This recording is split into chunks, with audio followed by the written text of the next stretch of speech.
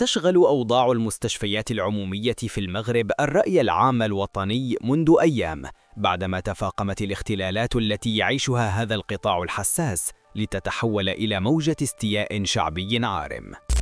أحداث متلاحقة شهدتها مدينة أكادير شكلت النقطة المفصلية، حيث انتهت بإعفاء مدير المستشفى الجهوي الحسن الثاني والمندوب الإقليمي للصحة، إضافة إلى المديرة الجهوية للصحة بجهة سوس ماسا، في خطوة عكست حجم الأزمة.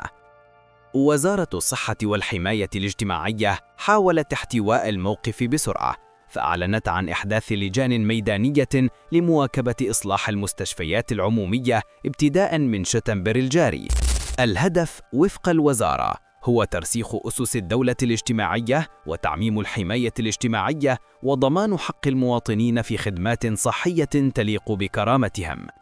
هذه اللجان ستتكون من ممثلين عن مختلف المديريات المركزية والجهوية، وستعمل على تقييم الأداء، تقاسم التجارب الناجحة، وتعميم الممارسات الفضلة.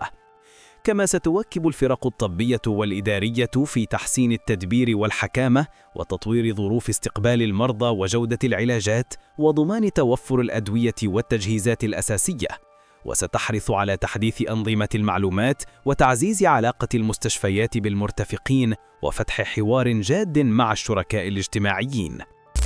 وزير الصحة أكد أنه سيقوم بزيارات دورية لمتابعة هذه الجهود ميدانياً عبر مختلف جهات المملكة، للتأكد من أن هذه التدابير ليست مجرد شعارات، بل خطوات عملية قابلة للتنفيذ.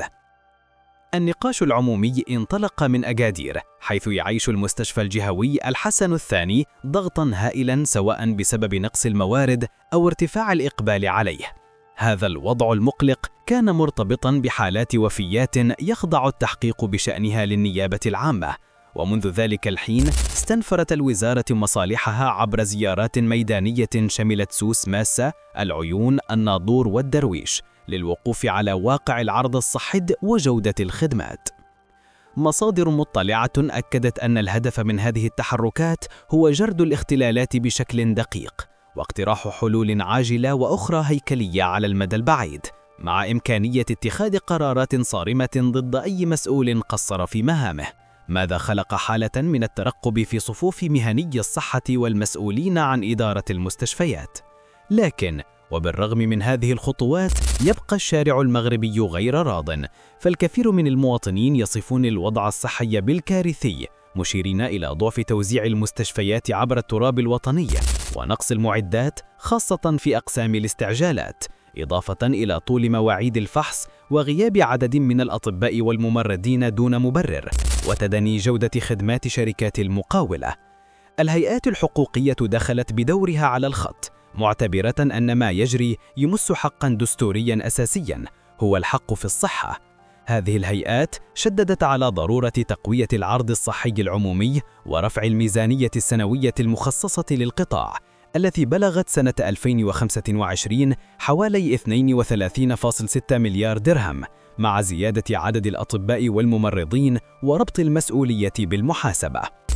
من جهته أوضح عادل تشيكيتو رئيس العصبة المغربية لحقوق الإنسان أن الوضع الحالي لم يكن مفاجئاً، بل نتيجة تراكمات طويلة، ودعا إلى إصلاحات على 3 مستويات: التنصيص القانوني على التزام الدولة بضمان حق الصحة، إرساء آليات محاسبة شفافة، وضمان استقلالية الأجهزة الرقابية. كما شدد على ضرورة رفع الميزانية لتصل إلى الحد الأدنى الذي توصي به منظمة الصحة العالمية، مع تحسين التكوين والتوزيع العادل للموارد البشرية. في المقابل يرى علي لطفي رئيس الشبكة المغربية للدفاع عن الحق في الصحة والحق في الحياة أن ما حدث بأكادير ليس استثناء، بل انعكاس لواقع يعيشه القطاع في مدن مغربية عدة، وأكد أن الحل لا يكمن فقط في بناء مستشفيات جديدة، بل في مراجعة جذرية للسياسة الصحية وإعادة النظر في طريقة تعيين المسؤولين حتى ترتبط بالكفاءة والشفافية والمحاسبة. إجمالاً، يمكن القول أن الصحة العمومية في المغرب اليوم أمام لحظة حاسمة، إما أن تتحول هذه الإصلاحات المعلنة إلى إصلاحات عميقة تعيد ثقة المواطنين في المستشفيات العمومية، أو تبقى مجرد إجراءات ظرفية لا تعالج أصل الداء.